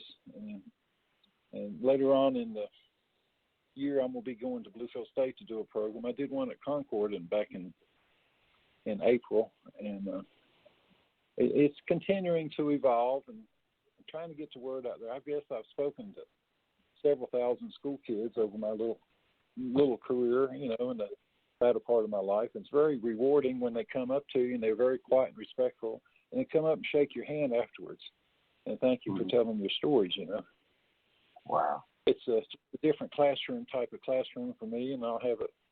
I was up in Pennsylvania in May and had 80 senior citizens at this little historical theater, and then I was supposed to spoke for 50 minutes and tell a few stories, and almost 2 hours later, before I could get they kept asking me, tell us some more stories, tell us some more. And I talk about the mining wars and children in the coal mines and child labor and the early tools in the mines. They had to use the pick and shovel and the augers, and they used canaries to warn them of methane, poison mine gases, and the mules and the company stores like you mentioned. And they just thought it was fascinating rather than listen to somebody do a PowerPoint and just read the PowerPoint and talk about it a little bit. I'm out telling stories and trying to act them out, and I'm dressed up with blackface and telling personal stories. And a couple of them, one of them was just, I was down to, yea, though I walked through the valley. I was down to that miner's prayer, just a few seconds left, and my buddy rescued me at the last second. I mean, these are very touching moments when you're talking to the Lord right before you leave this world, Jim. Right. And, people are right there with you. They're sort of in the tunnels with you, watching you as these things are transpiring. And I want people to see this stuff. And it's not just mining; all these other blue collar industries. The people are working, the railroads and the farmers. I think more farmers get killed than anybody trying to work these big tractors and these dangerous conditions. And all of them's got good stories that they just need to be told to their children, and to encourage them to come out and do a little storytelling and get over that shyness. And man, some of them just do a wonderful job. And I'm just average, trying to be average, because the best storytellers, I think, are on the porch telling these great stories I used to hear as a youngin', but you can't get them off the porch to come out in front of groups to tell, Yeah. I figure somebody needs to do it. I never thought it'd be me, because I was always a very, very super quiet person and growing up in high school. Well, I know my daughter, like I said, she graduated from Concord. She's got an English degree. And all growing up, I would tell the stories. I used to drive truck cross country, L.A. and all over the country and that stuff. And I always talk about things that happened. And I didn't know that you can write my stories down. And she told me, she's like, Daddy, when you die, I want to publish this book. I'm like, don't wait till I die. Publish it now so I get half the money. Yeah. Oh, I know you're full of stories. I had an uncle that was a truck driver, man. He was full of stories. Oh, gosh. Some of the things I've seen, and like I said, you just have to get the book when she publishes after I'm dead. Yeah. Yeah, she needs to do it now. That's what I told her. She didn't do it now. I said, at least let me get a brand new pickup out of it or something. I heard that. But she all my kids are tightwads. I didn't raise them to be tight, but boy, they are. Phew. Yes. Yes, sir. Well, that's a good thing. That's not a bad thing. No, it ain't. But my youngest daughter, and my youngest son, they're so tight though. They squeak when they walk though. Oh my God. Yeah. They rub the eyeballs off of Washington's eyes before they let go of the dollar, huh? You got that right. You got that right. Yes, sir. It pays to stay in a strong position economically, if you can, because hard times are coming, Most people faced them they got a little nest egg. It really helps them out. Well, I mean, I grew up differently. When my dad was a miner, we had what we needed. We didn't never have to need of anything. And then, I got married at 18 and had my two sons, and then got divorced 2 years later. And it was a mess. That woman was constantly, my ex-wife constantly keeping me in court, wanting more money. The harder I worked, the more she'd take. So, God, working just to make you eat bologna. Yeah. I mean, I was actually training people to drive a truck, and my trainees were taking home more than I was taking home. I'd show them. I'd bet them. I was like, I bet you $100 you made more than I did. And they're like, I'll take that bet. And I'd show them my paycheck. And I'd, give me $100 now. Yes, sir. That's how I had to make a living.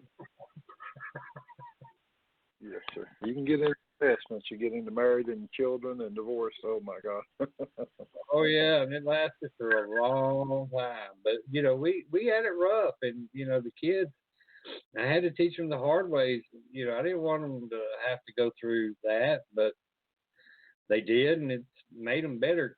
Made them better. I've never had none of my kids been in jail or addicted to drugs or anything like that. They're all good kids. My daughters are 20, 26, and 24, and neither one of them has been pregnant or married. So, yay! Oh, yeah. Yes, I know what you mean. I've been blessed. 3 kids, and none of them's been in jail. None of them's been on no dope and none of that mess. And all of them's out productive, good jobs. And I got 5 grandbabies, and all of them have been born without any handicaps or disabilities. And I've just been really blessed in those categories. I'm just real thankful. And I know I've seen a lot of people that's had problems. Yeah. You know, with their drugs, kids overdosing. I mean, I had students, you know, middle school where I taught at, and within 5-10 years they're dead. You know. Yeah. That's going to be hard on you teachers to watch these kids and have them in your class, and then have one pass away like that. That's going to be hard on you all too. Yes, I've gone to several funerals of kids that have died young, and it just breaks your heart. And they were just such innocent, wide-eyed kids in, you know, middle school. And my God, now they're gone before they're 30 years old, before they even experience life. Yeah. I kind of felt like I did the best I could. I had a history background, but I taught special education in middle school and did the best I could with them. But the big thing was you kind of try to counsel them to, you know, follow a good path in life and stay away from those guys that peddle the drugs and are always in some kind of mischief, you know. And then as they get older, violence kicks in, and that's horrible. Try to stay away from that myth and just get your education. You get your education, it's always in your back pockets, and training, and get a year's training in welding or this and that. My grandson got a year's training in welding, got on a Caterpillar, and now he's got a good job. It'll probably last him the rest of his life. And he's always been a real good kid, never smoked or drank or nothing like that. And just really blessed with my children and grandchildren. And I'm just a very fortunate man, you know, to even be able to see him, because my son, he finally got to be a medical doctor, but my wife was pregnant with him. That time I got my head caught in like a roof fall and almost died. There's a few seconds to live. And if I had been killed, he probably wouldn't have had an opportunity, because we tried to help him as he was going through school. I got him a vehicle insurance and help out a little bit when he had to take these big high-priced tests, you know. And he finally made it, but none of that would have occurred if I'd got killed. There wouldn't have been no way possible. Yeah. So I was just thoroughly blessed in that account, too. Mm-hmm. I know I got 5 grandkids, and love them all to death. Especially my oldest granddaughter. Oh, she's Papa's. She's my little shadow. I mean, I love all 5 of them, but that oldest one, sir. she stole my heart.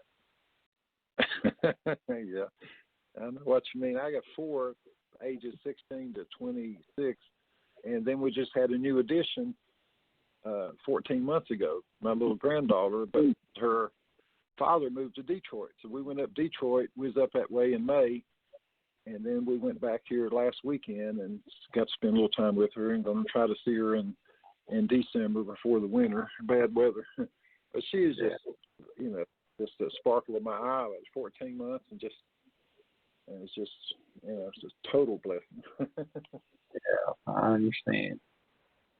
Well, speaking of your grandchildren, your 2 oldest ones, I understand they participated in a filming of the coal mining segment of Hillbilly, the Real Story from the History Channel. Can you explain, you know, how it came about and what that was like? Yes, sir.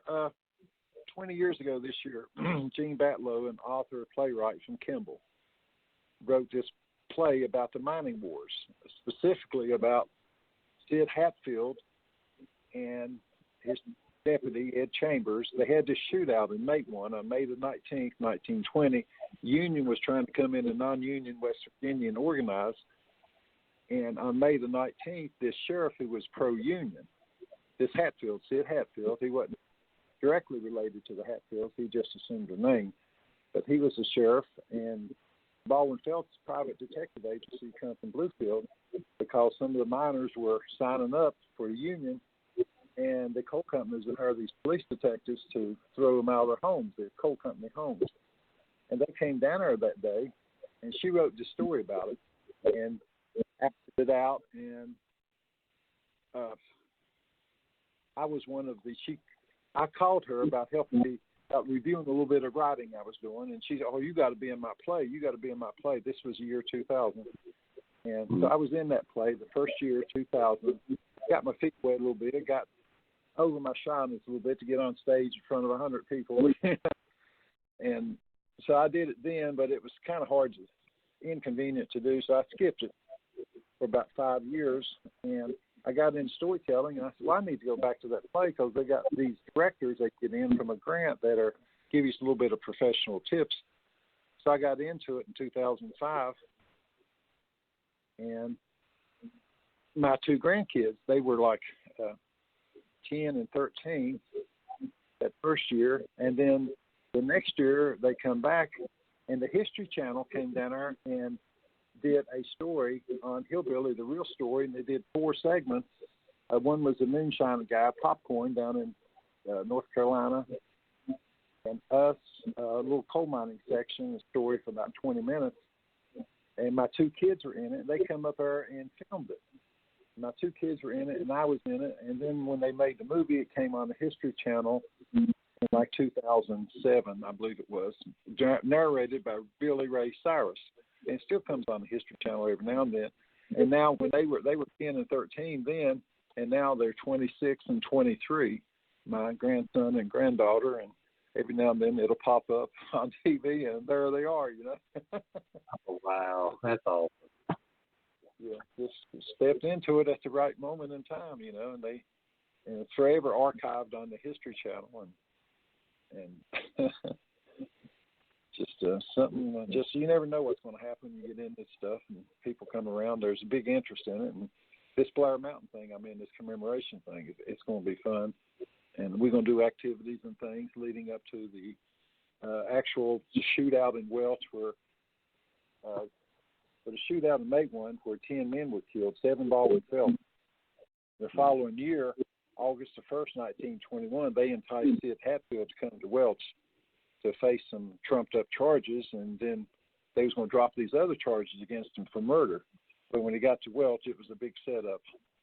And when they started coming up the courthouse steps, the Baldwin Felts appeared at the top and drew their guns, and they killed Sid and Ed right in front of their wives on the steps leading up to the McDowell County courthouse in broad daylight.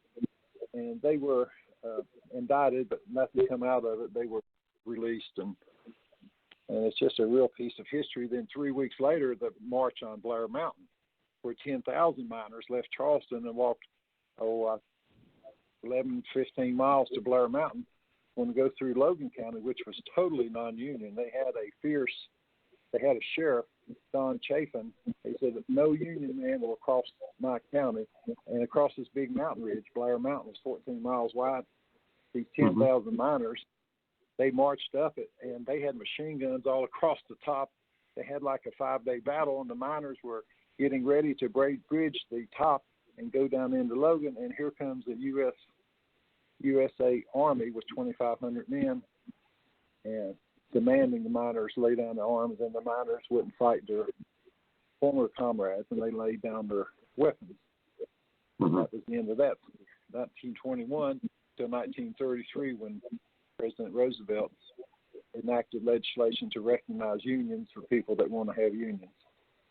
And it was just horrible. They go back to these dangerous conditions and the terrible salary, and that's just part of the American labor movement. But once they got strong again, they got out, and UMW got to be the strongest union. Then the United Auto Workers, United Steel Workers. It was the big beginning of the American labor movement, which we get a lot of benefits from weekends off and sick days and vacation days, and a lot of that stuff would have never happened without the unions. Mm-hmm. I agree. I'm a big union supporter. I always have been, always will. Yes, sir. When I got into, I was always in the union. Well, can you tell us about your books without giving too much away? Why did you decide to, write them, and what was the process like for you to write? Okay, I was blessed. I saw a little thing. I was writing these little short stories. I was doing a couple little writing groups around Bluefield or Princeton, or I would go to Southwest College every now and then, and to little writing groups. And I saw this thing in the Bluefield paper about they had this thing at Concord University about helping entrepreneurs. So I just went over and talked to him, and he liked my ideas about me writing a little book. So he helped me get started and helped me edit my stuff. And I wrote stories of coming up in the coal camp in this little mining town. About half the books of coming of age. Then the second half of the book, I wrote stories of being a miner. Those 20 years I was a miner, some of the crazy stories that happened. And I got it self-published by myself. And it's called Powerhouse, the Coal Miner Story. I've had several people read it, and several people really liked it. It's more memoirs, I guess. And I did that one. And while I was doing that at Concord, they had this fellow that worked with this professor that was a graphic artist. He was like a senior. And they got him, and I wrote this story about this old kind of science fiction story about a coal miner going underground and running into these Tommyknockers, these little men. And then we got a fire witch underground, and they kidnapped my son, and we go in there and we sort of battle with these people underground. The first in a series of books. I was hoping. I had it, and I self-published it myself.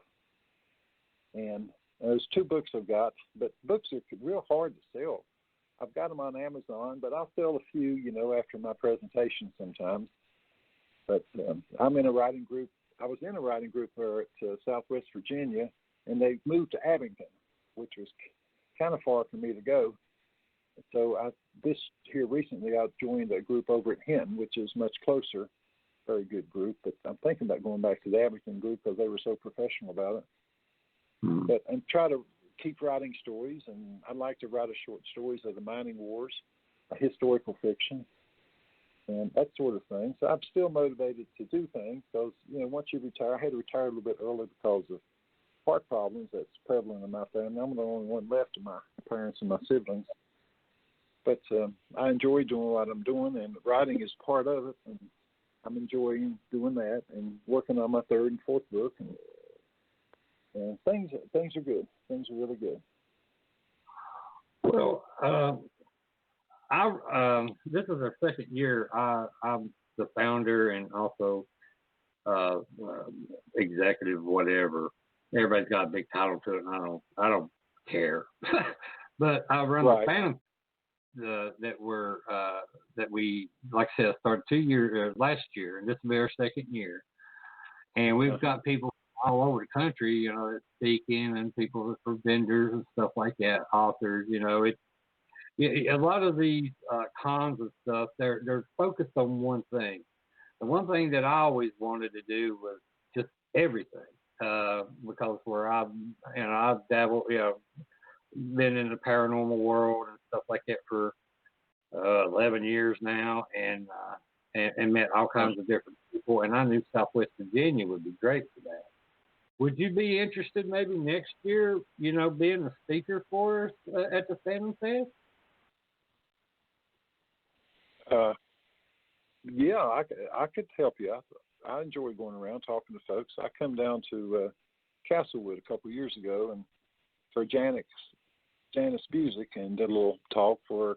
They had I think it was called Red Jacket Commemoration Anniversary. A bunch of miners got killed. I went down there to speak a little bit, and I went to Grundy to speak to their historical society, and I was at Richlands for the Freedom Festival for 3 or 4 years, and at Cedar Bluff one time. Yeah, I'm very close and dear, and every year I go down to Crab Orchard Museum at Christmas, and I'll be in the coal mining section in there, and tell little stories and to explain some of the tools and things they used in the coal mines. But yeah, if I can, just let me know in plenty of time, because sometimes we've got other things going on. But sure, I'll come down and help. And my grandson, the 26-year-old, he was in that paranormal stuff, and he wrote us his senior project. They have to write something and research it, and it was on paranormal activities and in this area, southern West Virginia and southwest Virginia. And I've been with him to a couple of places, and it's pretty cool, especially at the insane asylum up in Lewis County. I can't think of the name of it here a second, but it was the Trans-Allegheny Lunatic Asylum. It was built. Virginia started building before the Civil War, and I've been up there with him a couple of times, and one up near Morgantown, and the one in Bluefield, the one at the old school there, old high school, Beaver High School. Yeah, the old Ramsey School. We've investigated the Ramsey School. Yeah, this is the old Central Junior High. Now McDonald's on Avenue. Yeah. Yeah. The Ramsey School. I know where that's at too. Yeah. Yes, sir. I have a friend that bought it. When I was a kid, I've heard all these stories, and I've seen things growing up. And I'd tell my dad, I'm like, Dad, I see this. Dad, I heard this. And he's like, don't tell people, they think you're crazy. And he'd been going behind my back telling my aunts and uncles. And then when my grandma passed away, one of my uncles came up to me with a recorder, and he said, Rod, I want you to listen. You tell me what you hear. And when I heard it, I told him, I said, well, I hear your voice, I hear my aunt's voice, and I hear another man's voice. And I'm like, I don't know who he is. I've never heard him before. And he said, exactly. He said, there wasn't nobody in the room but me and her. And he was the one who said, why don't you start your group here in this area and stuff. So I researched it and stuff. And come to find out, my dad had told my uncle all these stories and everything I told him I'd seen and heard growing up. He told me not to tell me. That's crazy. That's crazy. Yeah. Well, here's a question before you go. Have you had any experiences like that, with the paranormal, or have you seen anything? I don't know if you know what crypto is, or any UFO encounters around here. No, not UFO, but nothing like that. I remember in a coal camp, my younger brother and I, we were getting ready to start school. My older brother, about 7 years, we'd be upstairs, 3 of us slept in a bed, and a couple times a year, he said, here she comes, and cover your head, and he'd say, the closet door would open, something made a little noise. He said, I hear the door. And he'd wake us up and don't look. And he said this woman would come out dressed in white with no head on and just drift by us real quietly and go out to the head of the steps and right down from us and stay there for a few minutes, and boom, poof, she'd disappear. And he said, don't say nothing. And we never did. He said, if there's any problem, I'll tell our mother and father, but I believed that for years and years, and I don't know if I'm sure he was pulling her leg, but, you see encounters. Some of these tales come over from Great Britain and Ireland and Scotland about these women dressed in white, either with no head on or carrying their head, where they've been murdered earlier in life, and they go through these old houses and looking for the murderer or looking for their head. But I know underground, oh my gosh, I was firebossing underground. I went to this strange section in the mine, and I was walking, it's high top, so I could walk up through there, and all of a sudden, I just stopped. Every hair on my head stood straight up, back of my neck, and I felt, I knew there was a presence, something breathing down on the back of my neck, and it just gave me the coldest chills. And my dad said, they told me always trust in the Lord, and I started doing the sign of the cross and turning around. Spirit, oh Spirit, what in the name of Jesus Christ do you want with me? I did that 2 or 3 times, and it seemed to warm up. And when it did, I took off, went on over through there, and I told my dad about it the next day. He said, "Where's you at?" And I told him. He said, "Well, that's the same place where 8 men got killed a few decades ago, and you walked right into where they got killed at, right at 2 o'clock in the morning." Yeah. He said you walked in on them, and I don't know if there's anything to it or not, but I know it sure scared the heck out of me. I know Dad told a story one time that they was working and it rock dusting or something, and he looked over. He just felt like something wasn't right. He looked over and seen a guy get shoved down. He said he went over there to help him up and asked him, was he okay? Did he trip? He's like, no, something pushed me down. Dad said no sooner he looked up, he could feel that cold spot and something shoved him down. He said, so they got, he said, exactly what he said. We got the hell out of there. Yeah.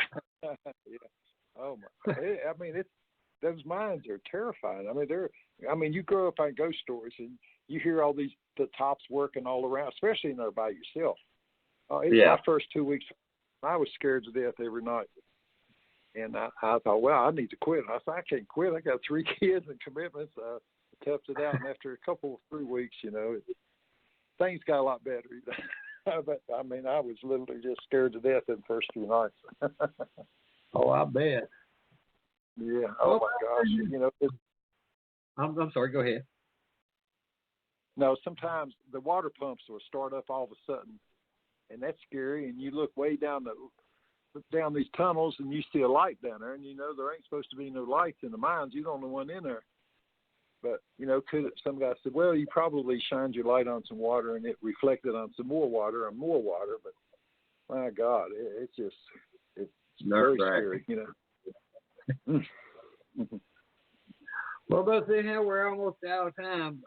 What are your plans for the rest of 2019? And do you have any projects that you're working on that you can discuss? Yes, sir. Well, I'm on this commemoration committee for the Blair Mountain thing. We got a big meeting, statewide meeting here, November the 2nd down at Welch to start finalizing our activities for the next 2 years. I'm working with that, and I co-founded a couple of history festivals in Mercer County, and I'm trying to co-found a education day in McDowell County, bringing storytellers the day before our commemoration projects for Blair Mountain. I'm working on that. Next week I'm going to try to go down and see the superintendent of McDowell County Schools and make sure she's on board. Then I'm going to try to help write some grants, get a little money in, and get that going, and give back to the community that I grew up in. I just think it's so important, and I'm hoping to continually to get better with my... I'm sorry about that. That's Google. Google has that pop-up ad on all the time. Yes, sir. Everything's good. I say as long as I got my health, and I'm a little overweight and I'm a little out of shape, but I do what I can. I do a lot of walking and try to keep myself where I can go out and do this stuff, and people seem to enjoy it, and I've just been blessed to be able to get up there and run off the mouth a little bit, keep them entertained, and tell them some real history. And I've just been blessed to do that. I surely have. Well, do you have a website or any way that anybody can get in contact with you if they got any questions or thoughts, or any way they can get a hold of you about your book? Sure. The 2 books I've got are on Amazon. You go to Fred Powerhouse Powers, and it'll take you to the 2 books. But I got a website called powerhousepowers.com, and got a few little things I talk about. And you can see, I put a little schedule where I do things here and there. But it's powerhousepowers.com. I'm just trying to honor my dad with the nicknames. A lot of nicknames in the mines. Oh my goodness gracious! Didn't know them by the real names, Yeah. Well, Mr. Powers, I appreciate you coming on the show tonight. It's been great. It's like I said, I love having local people on, and you sharing your story and your experiences. It's been an honor, sir. Oh, it's been my pleasure, Rodney. It's been my pleasure. Let me tell you, I just think this area is the best part of the country, and the people are just fantastic. They've been beaten down, but they're still hanging in there. They're hanging tough, and we stand together. I think we have good hope for the future, man. Yeah, I think. hope too. Are you there? Yes, sir. Yes, sir. I'm here. Oh, I'm sorry. Yeah, I agree with you. We do have. I hope we do. Things do change around. You know, I don't know if I'll live to see it, but I hope my kids and grandkids will be able to see it and enjoy the life the way we used to have it. Yes, sir. It was a good life growing up, good parents, and really enjoyed the people. You didn't have to lock your doors. I mean, you could walk around and do things, and you didn't have to worry about these strangers and perverts and dope dealers and all that crazy stuff. That's exactly right. That's exactly right. Well, Mr. Pears, I'll let you go. It's like I said, it's been an honor, and thank you, sir.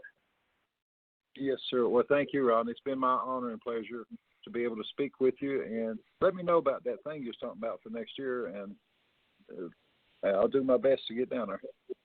I sure will, sir. You have a good night, and you have a great weekend. Yes, sir. You have a blessed evening, sir. You take care. Okay. Thank you. Bye-bye.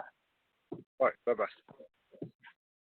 Well, I want to thank Mr. Fred Powerhouse Powers, for coming on the show. Nothing like speaking to some local people. I mean, people around the country, around the world, the people here in Southwest Virginia, Southern West Virginia, Eastern Tennessee, Eastern Kentucky, and Northwestern North Carolina, they're tough. They're tough. And I love them to death. They're good people. And I've been all over the country, and I haven't met people nothing like these people. But he's welcome to come back anytime. Love to have him back, talk more about mining and his books. But I'll be off next Thursday. I'm going to take me a break. But our guest for Thursday night, September 26th, will be Miranda Young. She's the creator and star of the hit web series Ghost Biker Explorations. So I'm excited to have her on. So everyone, have a good night. Have a great weekend. Everybody be safe. Take care of yourselves. Now, let me see if I can find this without beeping the hell out of it. Beep, beep, beep, beep. Okay, bye-bye. That's it for us tonight. I want to thank everyone that took the time to listen in. I'd like to give a big shout out to the Vibe Radio Network and to Ryan for putting up with us. Also to all the first responders and our men and women in the armed services. Thank you for your service and the sacrifices that you and your families make every day to keep our great nation safe. Tune in next week to another exciting show starting at 10 p.m. Eastern Standard Time.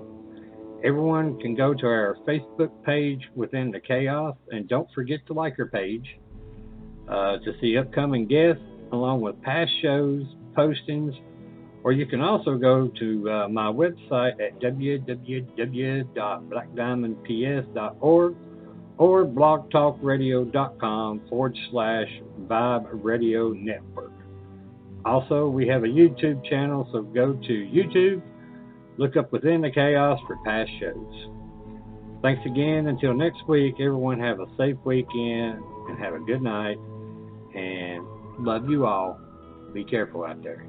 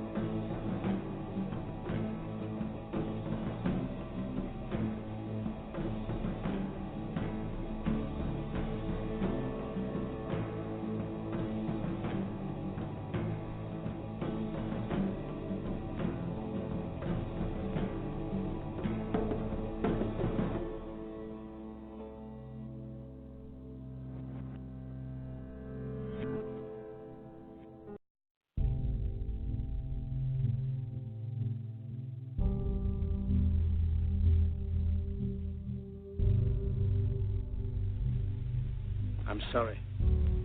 But I don't want to be an emperor. That's not my business.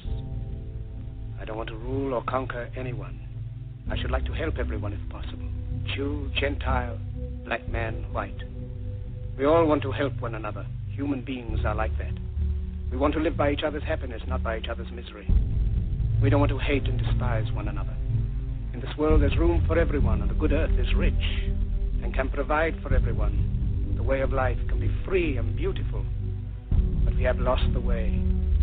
Greed has poisoned men's souls, has barricaded the world with hate, has goose-stepped us into misery and bloodshed. We have developed speed, but we have shut ourselves in. Machinery that gives abundance has left us in want. Our knowledge has made us cynical, our cleverness hard and unkind. We think too much and feel too little. More than machinery, we need humanity. More than cleverness, we need kindness and gentleness. Without these qualities, life will be violent, and all will be lost. The aeroplane and the radio have brought us closer together.